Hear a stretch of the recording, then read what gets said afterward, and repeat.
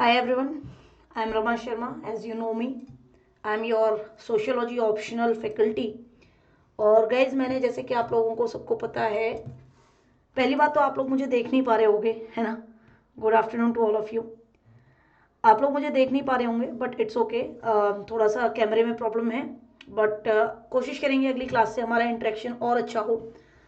और हम लोग यहाँ पर सोशियोलॉजी ऑप्शनल की जो अपनी पेपर 2 का जो यूनिट बचा था, यूनिट सी, वो कंप्लीट यूनिट मैं आपको अब यहाँ पे शुरू करा रहे हैं। तो यूनिट सी का जो नाम है वो है vision of social changes in India. ठीक है, और एक बारी सिलेबस देख लेते हैं। जो आज यूनिट सी में जो हम पोर्शन अभी शुरू करेंगे, एक बारी सिलेबस देख लेते हैं।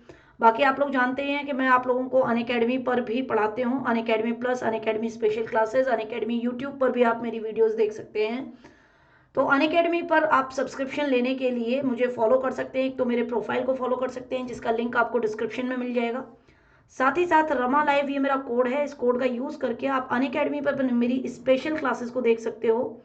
और अनअकैडमी पर आप लोग जो है मेरी प्लस क्लासेस को भी ज्वाइन कर सकते हैं।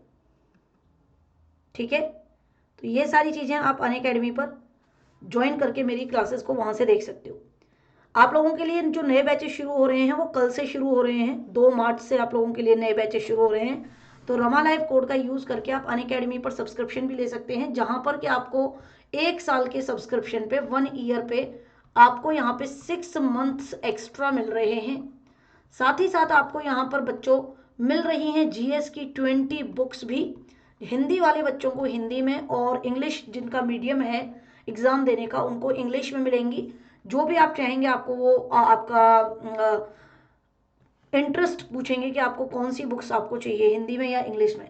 इसके अलावा आपको टोटल टेस्ट सीरीज मिलेंगी, और इन टेस्ट सीरीज के माध्यम से आपको 1.5 साल की टेस्ट सीरीज मिलेंगी, प्रीलिम्स, मेंस और ऑप्शनल की, यदि आप कॉम्बो का सब्सक्रिप्शन लेते हैं तो रमा लाइव कोड का यूज़ करके आप अनअकैडमी पर इन बैचेस को ज्वाइन कर सकते हैं। साथ ही साथ हम लोगों ने यहाँ पर टेस्ट सीरीजेस अलग से जो है एक प्रोडक्ट है जो हमारा फैब में लॉन्च हुआ था। तो जो बच्चे सब्सक्रिप्शन नहीं लेना चाहते या अभी नहीं ले सकते हैं लेकिन टेस्ट सीरीज लेना चाहते हैं और टेस्ट सीरीज के माध्यम से जो है ये अपनी तैयारी को यहाँ पर आगे बढ़ाना चाहते हैं, तो आप लोग टेस्ट सीरीज ले सकते हैं। और टेस्ट सीरीज के माध्यम से आप अपनी तैयारी को आगे बढ़ा सकते हैं, जिसमें 6 महीने के सब्सक्रिप्शन की टेस्ट सीरीज जो है, जिसमें 28 टेस्ट हैं आप लोगों के लिए। फुल टेस्ट, सेक्शनल टेस्ट हैं, 2800 क्वेश्चन आपको इसमें करीब करीब मिलेंगे। आप रमा लाइव कोड का यूज़ करोगे, आपको 50% डिस्काउंट पर ये टेस्ट सीरीज मिल रही हैं। अगर आप अनअकैडमी पर स्पेशल लाइव क्लासेस करते हैं तो आपके कुछ रिडीम पॉइंट्स भी होते हैं, उन रिडीम पॉइंट्स का यूज़ करके आप इस अमाउंट को और कम कर सकते हैं। ज़्यादा बेनिफिशियल जो रहेगा वो मेरे हिसाब से 12 मंथ का सब्सक्रिप्शन रहेगा, जिसमें कि आपको 56 टेस्ट मिलेंगे, 1 साल की वैलिडिटी मिलेगी, 5600 क्वेश्चन आपको यहाँ पे मिलेंगे, 40 जीएस के और 16 सीसेट के फुल टेस्ट मिलेंगे आपको यहाँ पर। और 2 मार्च तक यानी कि कल तक आपका ये सब्सक्रिप्शन वैलिड है 50% ऑफ पे। 3000 यूपीएससी एस्पिरेंट्स अभी तक जो है इसका फ़ायदा उठा चुके हैं। नए बैचेस जो आपके लॉन्च हो रहे हैं वो लॉन्च हो रहे हैं कल से। और यहाँ पे आप 2022 की यदि तैयारी कर रहे हैं तो आप लोग जो है ज्वाइन कर सकते हैं प्रीलिम्स, बूस्टर और एमसीक्यू बैचेस को। रमा लाइव कोड का यूज़ करके आप इन बैचेस को ज्वाइन कर सकते हैं। 3 मंथ, 6 मंथ, 1 साल, 2 साल, 3 साल, 1.5 साल, हर तरीके के सब्सक्रिप्शन है। जब आपको टेस्ट देना है, जब आपको एग्जाम में बैठना है, उसके हिसाब से आप अपनी तैयारी को यहाँ आगे बढ़ा सकते हैं। कमेंट में आपके जो भी क्वेश्चंस होंगे, वीडियो अपलोड होने के बाद आपके क्वेश्चंस आप कमेंट में लिख देंगे। तो जो भी क्वेश्चंस आपको यहाँ पर लगेंगे जो कि आप मेरे से पूछना चाह रहे हो, उनके आंसर्स मैं आपको नेक्स्ट वीडियो में सारे के सारे आंसर्स दूंगे। साथ ही साथ आपको यहाँ पे मिल रही है आइकॉनिक का सब्सक्रिप्शन भी। आइकॉनिक के सब्सक्रिप्शन में बेहतरीन चीज़ें ये हैं कि आइकॉनिक में आपको यहाँ पर पर्सनल कोच मिलते हैं, मेंस की क्वेश्चन आंसर प्रैक्टिस कराई जाती है आपकी अलग से, स्टडी प्लानर आप लोगों के लिए होता है जिसके माध्यम से आप जो है डिजिटली आप अपनी चीज़ों को, टाइम टेबल्स को अरेंज कर सकते हो। पर्सनल कोच और लाइव मेंटरशिप से आप अपनी यूपीएससी की जर्नी को और ही ज़्यादा बेहतरीन तरीके से एक्सेल कर सकते हैं। और जो नए कॉम्बो बैचेस हैं वो नए कॉम्बो बैचेस आपको 35% के डिस्काउंट पर मिल रहे हैं, जिसमें से आपको रमा लाइव कोड का यूज़ करके 10% का डिस्काउंट आप अवेल कर सकते हो। और यहाँ पर ये 18 महीने का सब्सक्रिप्शन है। इस 18 महीने के सब्सक्रिप्शन में आपको आइकॉनिक आइकॉनिक कॉम्बो की सारी फैसिलिटीज, टेस्ट सीरीजेस, बुक्स वगैरह सब कुछ मिलेंगी। अब बात करते हैं हम अपने सोशियोलॉजी ऑप्शनल की। सोशियोलॉजी ऑप्शनल का एक बार सिलेबस देख लेते हैं पेपर 2 का, क्योंकि हम लोग पेपर 2 कर रहे थे और यहाँ पर जो है आप पेपर 2 में देखेंगे कि ये यूनिट सी है, ये सिर्फ यूनिट सी है, यूनिट ए यूनिट बी की हम बात नहीं कर रहे, यूनिट सी की बात कर रहे हैं। यूनिट सी में आपके कितने सारे पार्ट्स हैं। सबसे पहला जो पार्ट आज हम लोग डिस्कस करने वाले हैं, स्टार्ट करने वाले हैं, अभी बहुत कुछ बचा है ऐसे करने के लिए, vision of social changes in India, जिसमें आज मैं आपको यहाँ पर इस टॉपिक से शुरू कराऊंगे। आइडिया ऑफ डेवलपमेंट क्या है, प्लानिंग क्या है, मिक्स इकोनॉमी क्या है, ये एक एक करके हम करेंगे। Then rural and agrarian transformation, पहले इससे कॉन्स्टिट्यूशन लॉ, सोशल चेंजेस, सारे सोशल चेंजेस के बारे में हम पढ़ेंगे। फिर रूरल और एग्रेरियन ट्रांसफॉर्मेशन कैसे हुआ है, वहां पे कैसे चेंज आया है वो हम देखेंगे। उसमें 4 चीजें हैं आपकी अलग अलग, तो इसके बारे में पढ़ेंगे। इंडस्ट्रियलाइजेशन और अर्बनाइजेशन मैंने आपको पहले शुरू कराया था, एवोल्यूशन ऑफ मॉडर्न इंडस्ट्री मैंने कराया हुआ है। ग्रोथ एंड अर्बन सेटलमेंट की वीडियोस भी पड़ी हुई हैं चैनल पे। वर्किंग क्लास से फिर यहाँ से ये सारी चीजें शुरू करेंगे। पॉलिटिक्स एंड सोसाइटी करना है हमको आगे, और आपका जो ऑप्शनल का पेपर आएगा उससे पहले तो ये सब कुछ हो भी जाएगा। यूनिट 5 है, इसी के अंदर आपकी social movements in modern India, इसी के अंदर पार्ट 5 आप कह सकते हैं। इसमें इतनी सारी चीजें हैं। पॉपुलेशन डायनामिक्स है, वो सब करेंगे। चैलेंजेस ऑफ सोशल ट्रांसफॉर्मेशन क्या है, ये करेंगे। इतना सब करने के बाद तब जाके आपकी यूनिट सी कंप्लीट होगी। तो ये मैंने अभी तक कहीं नहीं पढ़ाया, तो ये आप लोगों के लिए बिल्कुल न्यू रहने वाला है। जैसे ही ये कंप्लीट हो जाएगा उसके बाद करंट अफेयर्स शुरू करेंगे सोशियोलॉजी ऑप्शनल के। तो सबसे पहले शुरू करते हैं कि क्या डेवलपमेंट, प्लानिंग और मिक्स इकोनॉमी क्या है। ठीक है, तो लिंक क्या है इन चीजों के बारे में, जैसे कि आपके यूनिट का नाम है सोशल चेंजेस। ठीक है, और पहला पार्ट है इसका विजन ऑफ सोशल चेंजेस। अब विजन ऑफ सोशल चेंजेस में सबसे पहले आप ये देखो कि भाई साहब जो टॉपिक दिया हुआ है आपको, development, planning and mixed economy, तो ये डेवलपमेंट, प्लानिंग और चेंज के, सोशल चेंज के बीच में लिंक क्या है, मिक्स इकोनॉमी आगे इसमें मैं आपको बताऊंगी कैसे करना है। तो डेवलपमेंट और प्लानिंग क्या है, एक इंटर रिलेटेड टर्म्स हैं। अब जैसे कि मान लीजिए आपको जो है घर में किसी की शादी करनी है, ठीक है, आपके पेरेंट्स को, मान लीजिए आपकी सिस्टर की, आपके ब्रदर की, या आपकी ही शादी करनी है। अब जब शादी करनी है तो शादी क्या किसी से भी कर देंगे कि हाँ आज हमारी जेब में 20 लाख रुपए हैं, रिश्तेदार हमारे इतने हैं, हमको पता है खर्चा इतना आएगा, हमको ऐसे शादी करनी है, हमको सारे अरेंजमेंट हमको करने हैं, 20 लाख रुपए जेब में, लड़की हमारी तैयार है या लड़का हमारा तैयार है। अब किसी को भी सर्च करके, किसी को भी बिठा के जिससे शादी करनी है, ऐसे थोड़ी ना करोगे, किसी को भी थोड़ी ना बिठाओगे। सबसे पहले क्या करोगे, आप अपनी बेटी या अपने बेटे के लिए क्या ढूंढेंगे, बेटर हाफ ढूंढेंगे। ठीक है, पार्टनर ढूंढेंगे उसका कि कौन बन सकता है। तो उसके लिए आप अपनी रिश्तेदारी में बोलोगे, इधर उधर बोलोगे, आप अपनी जेब भी तलाशोगे कि भैया हम कितना लगा सकते हैं, या हमारे बच्चे के क्या अरमान हैं, बच्चा क्या चाहता है, कैसी चीज। तो ये सब प्लानिंग के अंदर आता है, और इसी प्लानिंग को जो जैसे जैसे हम आगे लेके चलते हैं उसको कहते हैं डेवलपमेंट। जब आप अपनी प्लानिंग को एग्जीक्यूट करते हो, जब आप अपनी प्लानिंग को एग्जीक्यूट करते हो तो उसको कहते हैं डेवलपमेंट। तो इसलिए ये दोनों इंटर रिलेटेड टर्म्स हैं। सोशियोलॉजी के अंदर यदि हम बात करें तो डेवलपमेंट क्या है, डेवलपमेंट एक ऐसा प्रोसेस है जो सोशल चेंज, समाजशास्त्र की बात कर रहे हैं तो सोशल चेंज की बात करेंगे हम यहाँ पे। जैसे कि मान लीजिए आपकी शादी हो गई, शादी होने के बाद जीवन में बहुत कुछ बदलेगा ना। हाँ, शादी होने के बाद बहुत कुछ बदलेगा। आपके ऊपर इकोनॉमिकल रेस्पॉन्सिबिलिटीज आएंगी, आपके ऊपर सोशल रेस्पॉन्सिबिलिटीज आएंगी, काफी सारी आपके ऊपर इमोशनल रिस्पॉन्सिबिलिटीज आएंगी अपने बेटर हाफ की। तो वैसे ही डेवलपमेंट क्या होता है, हमने प्लानिंग करी, हमने डेवलपमेंट कर दिया। डेवलपमेंट जो है क्या है, डेवलपमेंट रेफर करेगा एक प्रोसेस ऑफ सोशल चेंज को।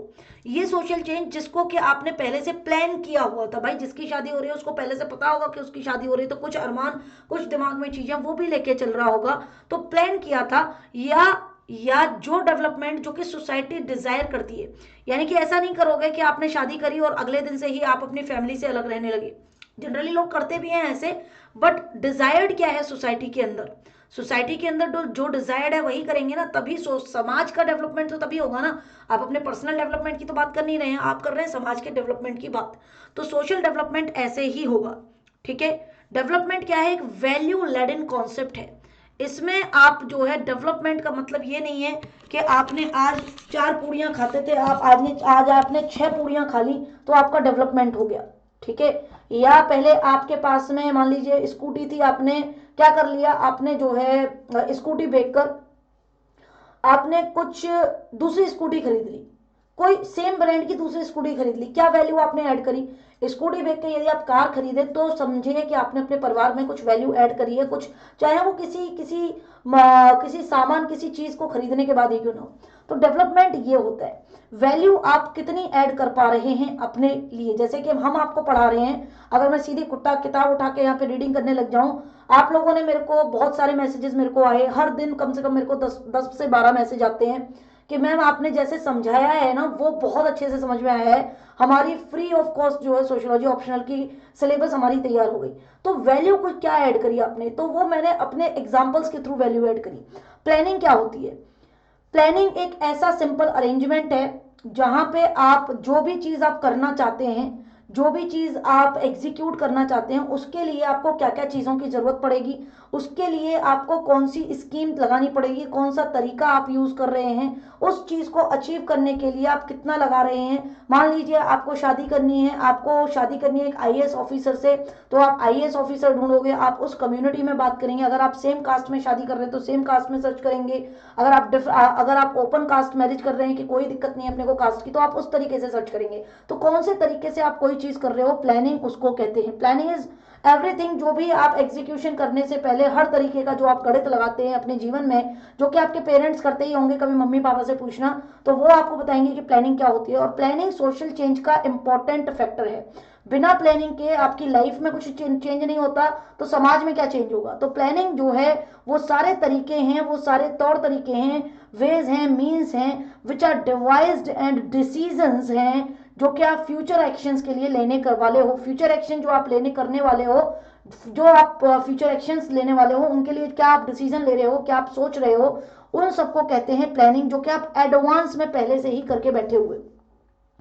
अब सोशल चेंज, डेवलपमेंट आपको समझ आ गया, प्लानिंग आपको समझ आ गई। अगर कुछ नहीं समझ में आए तो कमेंट बॉक्स में डाल देना, वो मैं आपको बाद में बता दूंगी, ठीक है। डेवलपमेंट प्लानिंग समझ में आते ही आपके दिमाग में अगली घंटी बजनी चाहिए कि मैम इस सबसे सोशल चेंज कैसे आएगा।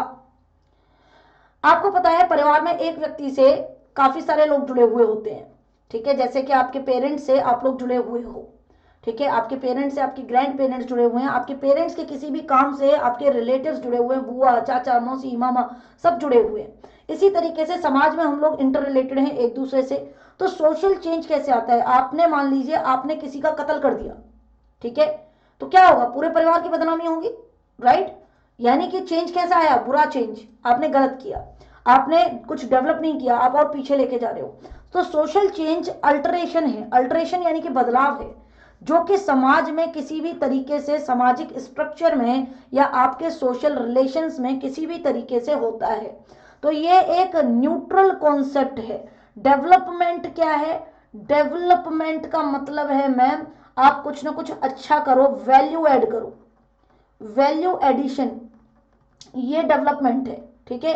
लेकिन सोशल चेंज, चेंज अच्छा भी हो सकता है, चेंज बुरा भी हो सकता है। तो चेंज कैसा भी हो सकता है।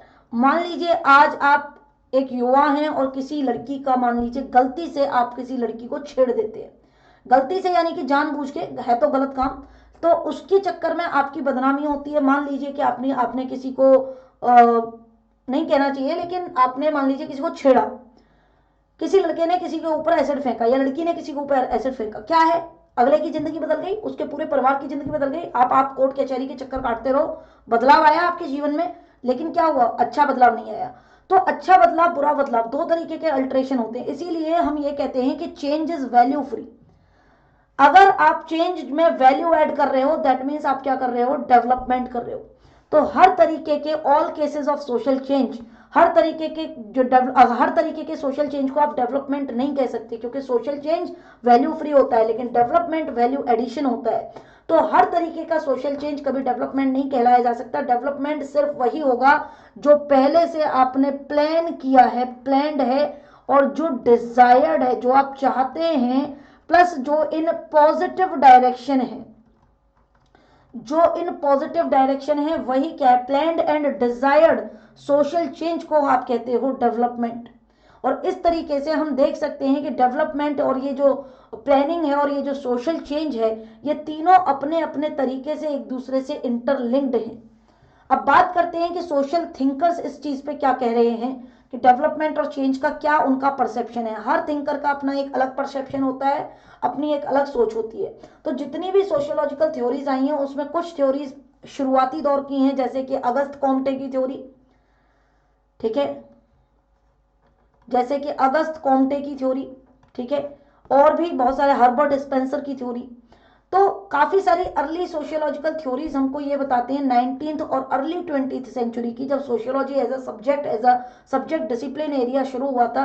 तो ये लोग कहते थे कि चेंज, डेवलपमेंट और एवोल्यूशन और प्रोग्रेस, ये सारी चीजों में आपस में ना लोग कंफ्यूज हो जाते थे कि चेंज क्या है, डेवलपमेंट क्या है, एवोल्यूशन क्या है, डेवलपमेंट और एवोल्यूशन में क्या फर्क है, और प्रोग्रेस क्या है। इन सबको जो है कंबाइन कर देते थे एक सिंगल टर्म में।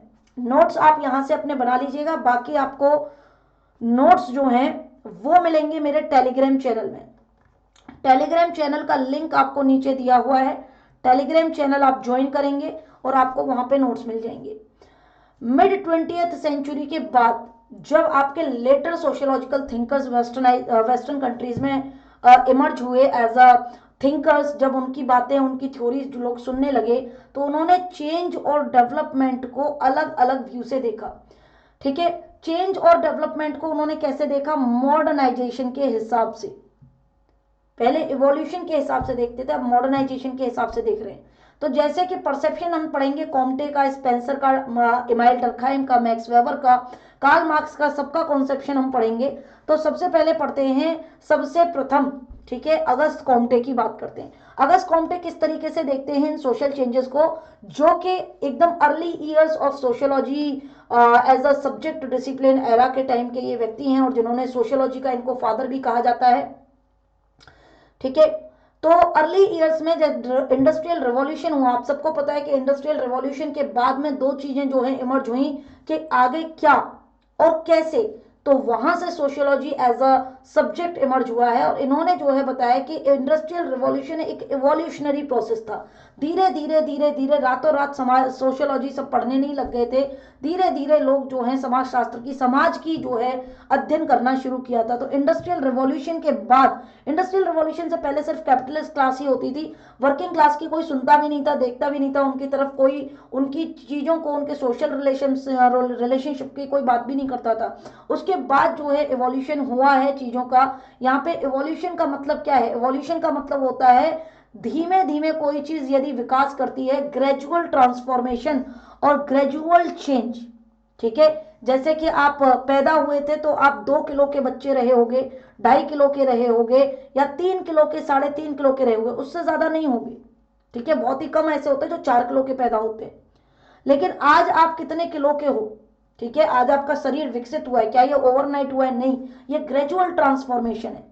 आगे भी हर दिन ये ग्रेजुअल ट्रांसफॉर्मेशन होता रहेगा, और सीरीज ऑफ स्टेजेस में ये होता है। तो पहली स्टेज को क्या कहते हैं, चाइल्डहुड, फिर क्या है एडल्टहुड, फिर क्या है आपका जो है ओल्ड एज आ जाती है। तो ऐसे ही सीरीज ऑफ स्टेजेस में भी समाज क्या है, समाज आगे चेंज होता रहता है। तो थ्योरी ऑफ एवोल्यूशन क्या कहती है, जो अगस्त कॉम्टे ने दी है, कि समाज में ये जो थ्योरी ऑफ एवोल्यूशन है, सोसाइटी जो है पास करती है बहुत सारी स्टेजेस को, और तब जाके सिंपली पहले जो है स्टार्ट हुई थी एक सिंपल फॉर्म में, लेकिन धीरे धीरे धीरे धीरे सोशल रिलेशनशिप्स काफी कॉम्प्लेक्स हो गए, और समाज जो है अपने आप में कॉम्प्लेक्स हो गया। क्योंकि जैसे जैसे ये इवोल्यूशन का प्रोसेस आगे बढ़ा, जैसे जैसे प्रोग्रेस आगे बढ़ी, अगस्त कॉम्टे इस चीज पर आइडिया देते हैं कि इवोल्यूशनरी चेंज जो होता है, इवोल्यूशनरी चेंज का जो आइडिया दिया है वो अगस्त कॉम्टे ने ही दिया है। और इन्होंने बताया कि ये जो आइडिया है ये प्रोग्रेसिव चेंज का है। चेंज मतलब ऐसा चेंज नहीं कि जो आपको पीछे लेके जाए, ठीक है, ये प्रोग्रेसिव चेंज है जो कि आपको आगे लेके जाएगा, आपके इंटेलेक्चुअल को, आपकी बुद्धिमत्ता को डेवलप करेगा, आपके साइंटिफिक थॉट को डेवलप करेगा, आपकी रीजनिंग को, आपके लॉजिक्स को डेवलप करेगा। तो ये कहते हैं कि ह्यूमन माइंड हो, चाहे हो ह्यूमन सोसाइटी, या फिर हो इंसान की नॉलेज, ये सब एक प्रोसेस ऑफ डेवलपमेंट के थ्रू जाती है। बचपन में आप हर चीज को पूछते हैं ये क्या है, ये कैसे है, ये क्यों है, ठीक है, आप अपना दिमाग लगाने की कोशिश करते हैं, आप एक चीज को रिलेट करने की कोशिश करते हैं दूसरी चीज से। वैसे ही समाज भी क्या है, और हम ही लोगों से समाज बना है, ऐसे ही समाज भी क्या है आगे जाता है। तो आपको पता है कि जैसे इन्होंने मेटाफिजिकल थ्योरी दी थी, नॉन साइंटिफिक टू पॉजिटिविज्म की जो थ्योरी है वो अगस्त कॉम्टे की दी हुई है, और ये कहते हैं कि समाज जो है एक प्रोसेस ऑफ डेवलपमेंट और प्रोसेस ऑफ चेंज के थ्रू होकर गुजरता है।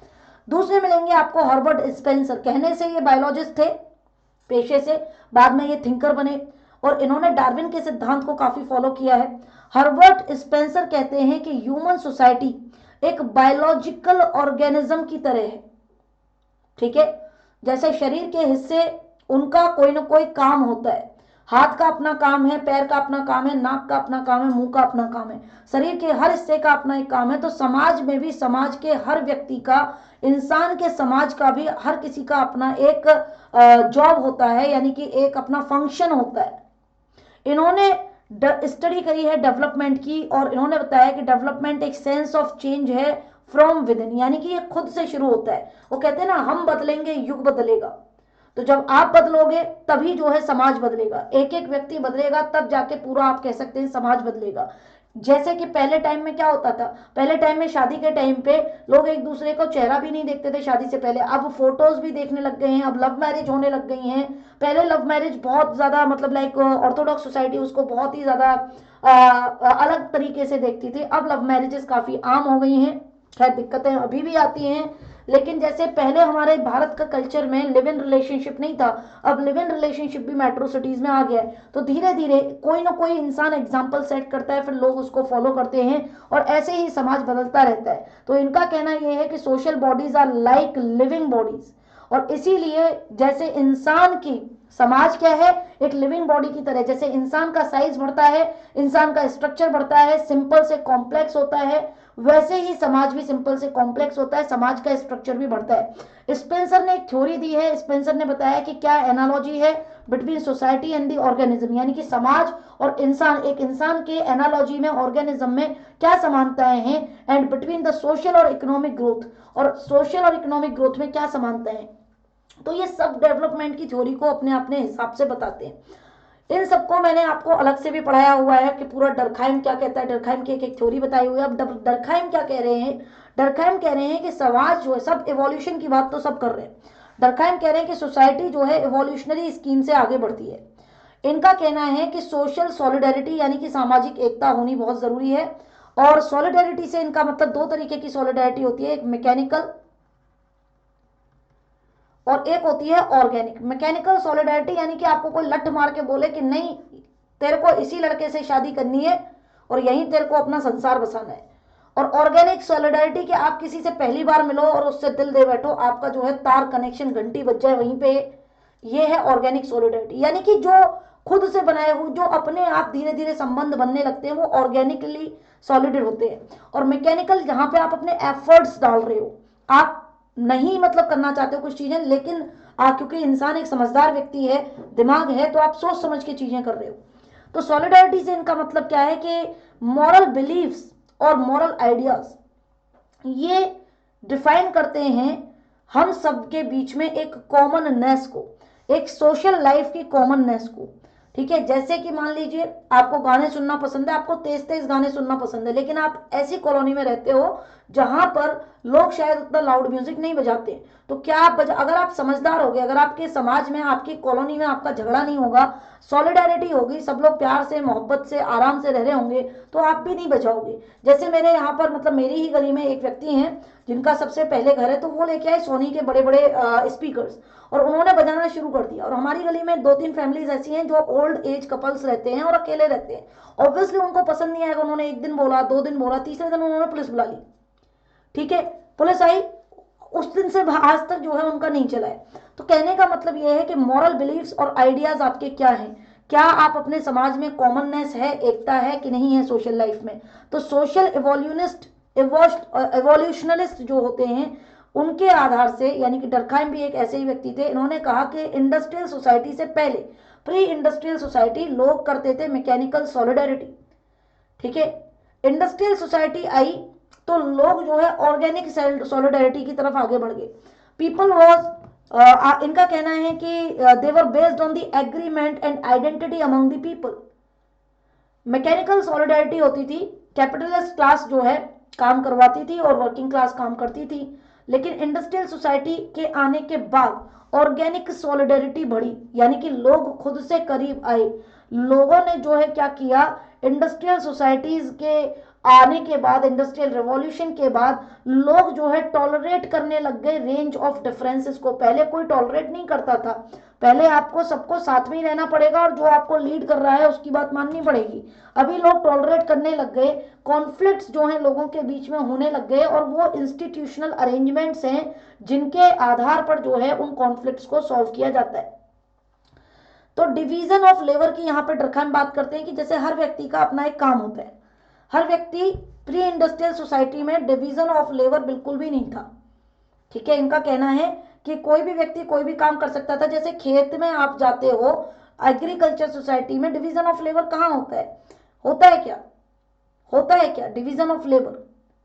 कि अगर मान लीजिए पिताजी भी वही काम कर रहे हैं और बेटा भी वही काम कर रहा है, लेकिन हाँ एक समय के बाद हमने ऐसा देखा कि जैसे पिताजी का काम या बेटे का काम, मेल ऑफ द फैमिली का काम अलग है, फीमेल ऑफ द फैमिली का काम अलग है, ठीक है।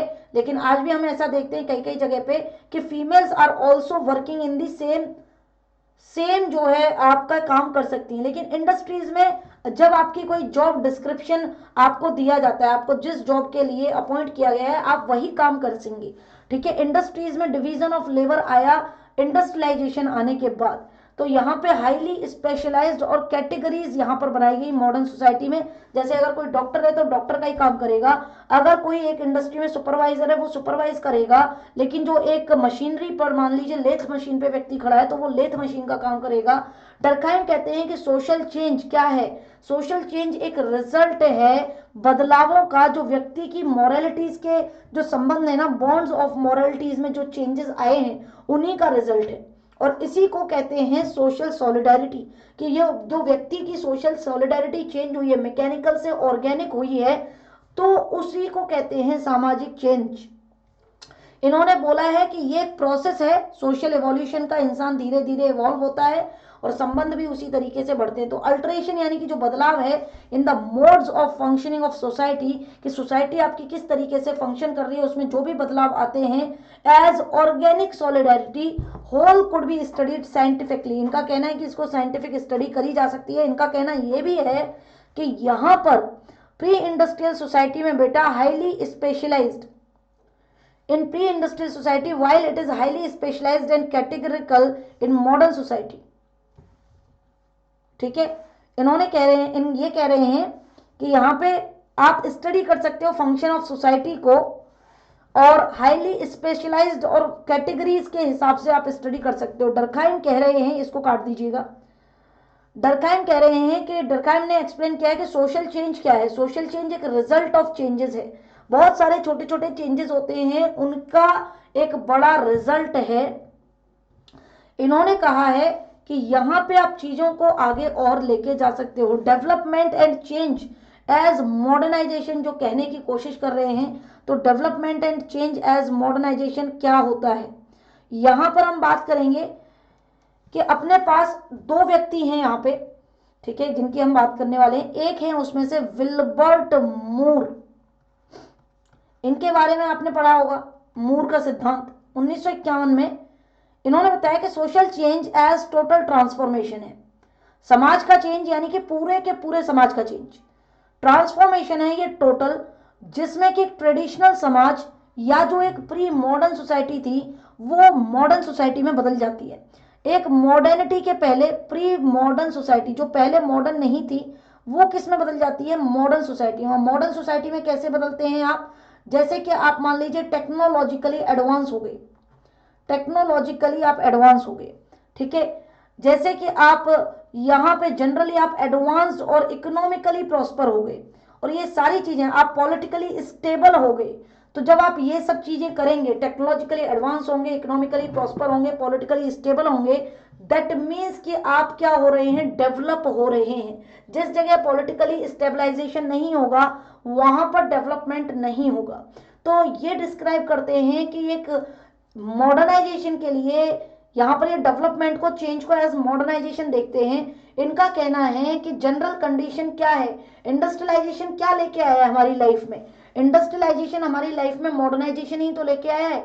इंडस्ट्रियलाइजेशन के अंदर क्या होता है, वैल्यू हम इंक्लूड करते हैं, अपना दिमाग लगाते हैं, इंडस्ट्रियल इंस्टीट्यूशंस बनाते हैं, ऑर्गेनाइजेशंस बनाते हैं, हम मोटिवेट करते हैं पूरे समाज को, ठीक है, to be advance, to politically stable, to economically prosper, ये सारी चीजें करते हैं।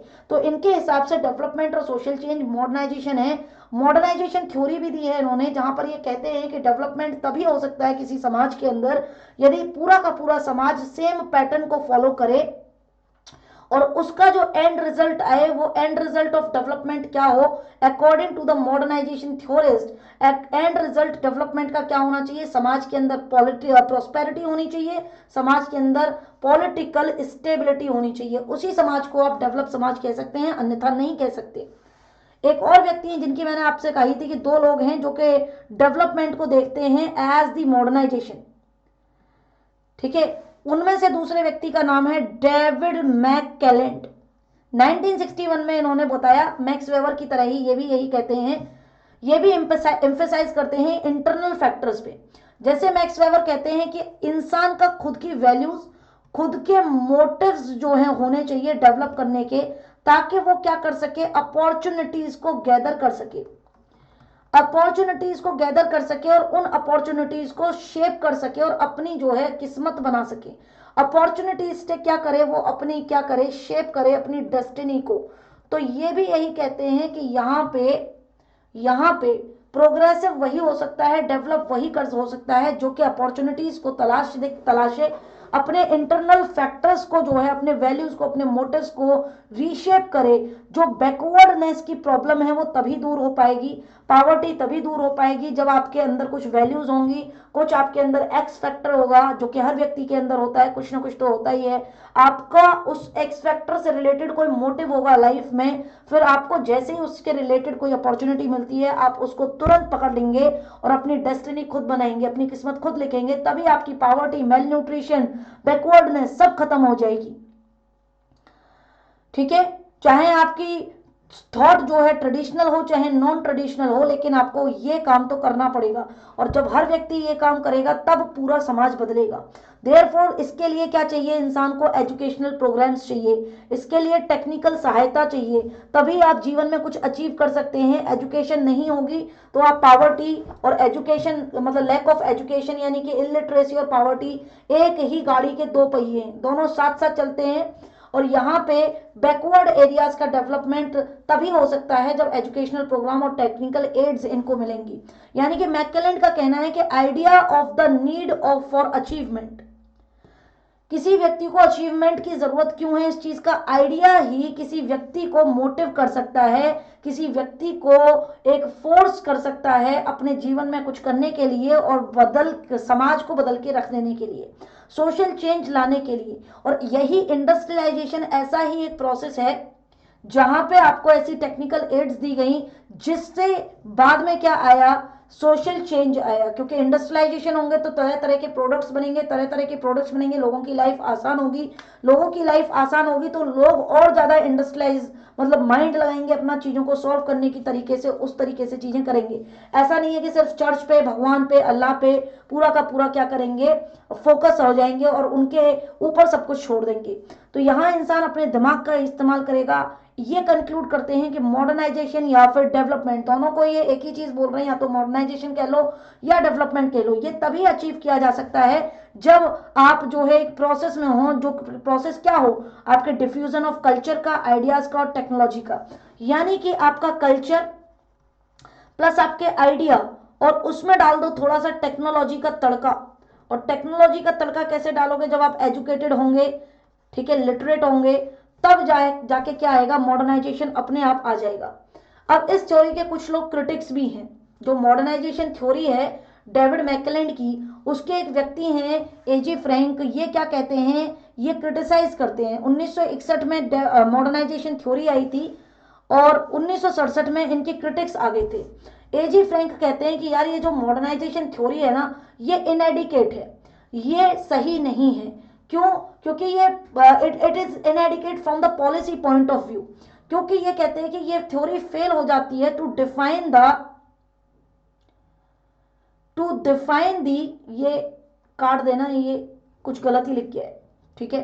To define the kinds of social and economical processes at work in the developing countries, कि जो कंट्री डेवलप्ड हो गए हैं वहां तो हम मान सकते हैं कि मॉडर्नाइजेशन क्या है, आपके कल्चर प्लस आपके आइडिया प्लस आपकी थ्योरी का फ्यूजन है। लेकिन जो कंट्रीज अभी भी डेवलप हो रहे हैं उन कंट्रीज के लिए मॉडर्नाइजेशन थ्योरी काम नहीं करती, क्योंकि वहां पे एजुकेशन का स्तर उतना ज्यादा नहीं है, लेकिन फिर भी धीरे धीरे उनका समाज बदल रहा है। ये कह रहे हैं कि जो वेस्टर्न मॉडल ऑफ डेवलपमेंट है ना, मॉडर्नाइजेशन थ्योरी डेवलप्ड कंट्रीज की जो है ना, वो हर जगह नहीं लग सकती है। डेवलप्ड कंट्रीज की ये जो मॉडर्नाइजेशन थ्योरी है ये नॉट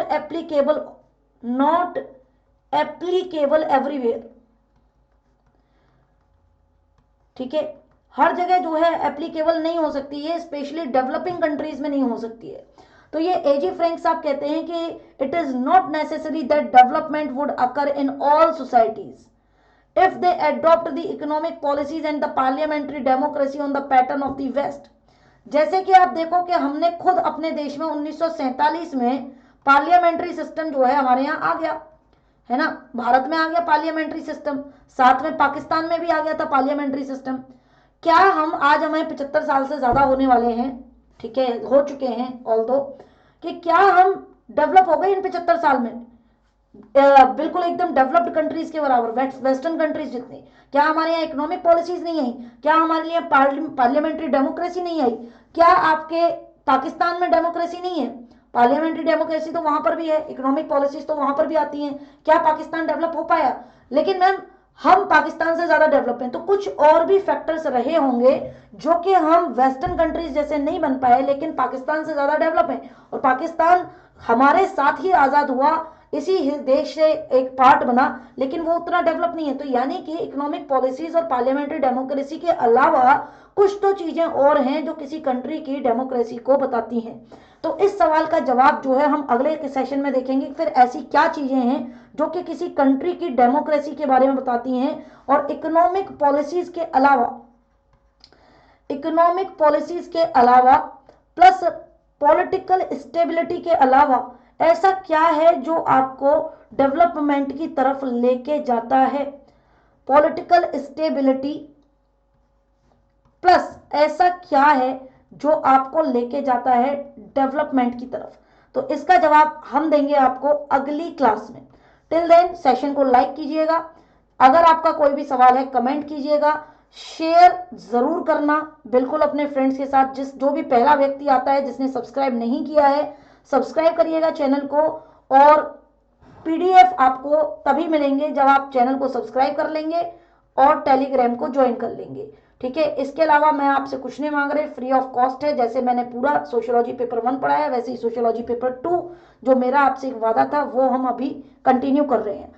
रमा लाइव ये कोड है, आप मेरी फ्री क्लासेस को अनअकैडमी पे देख सकते हैं। साथ ही साथ सब्सक्रिप्शन लेने के लिए भी मैक्सिमम डिस्काउंट के लिए इस कोड का आप इस्तेमाल कर सकते हैं, ठीक है। So till then take care, bye, मिलते हैं आपसे अगले सेशन में, ठीक है। तो अगले सेशन में इंशाल्लाह कोशिश यही रहेगी कि आपको जो है हम अपना खूबसूरत चेहरा जरूर दिखाएं, जो कि आप अपने आप को खूबसूरत समझेंगे तभी आप जो है दुनिया को खूबसूरत लगेंगे, है ना।